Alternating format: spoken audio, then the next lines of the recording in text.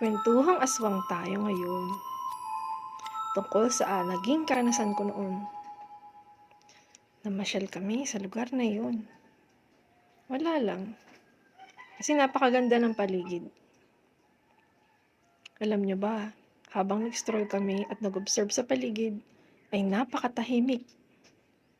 Wala kang makikitang nagtatakbuhan na bata at mga tao na naglalakad o namamasyal dahil tiyanghaling tirik lang yun.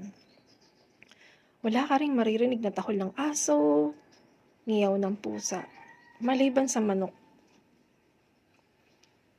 At mapapansin mo, may isang bahay doon. Ang bukasan ng bintana ay palabas. Nagpatuloy kami sa pag-stroll. Pero sa time na yun, kinakabahan na kami. Kasi napakatahimik. Maya-maya may nakasalubong kami na matandang lalaki. Kung tititigan mo ang kanyang mga mata, ay napakaitim nito. Ang mga kasamaan ko, isa dito, bukas ang third eye.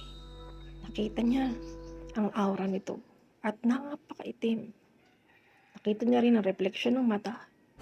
Ito ay nakabaliktad. Kaya kami ay nagpatuloy sa pag-stroll. Na kunwari wala kaming napansin. Hanggang sa makarating na kami sa dulo, malapit sa highway. At bigla kaming huminto. Alam niyo ba, napansin namin na may dalawang aso na nakabuntot pala sa amin. Hindi namin yun napansin. Diba, sa isa kong video na ang mga aswang ay nag-aanyong aso din. Kaya, dali-dali kaming umalis sa lugar na iyon at hindi na bumalik.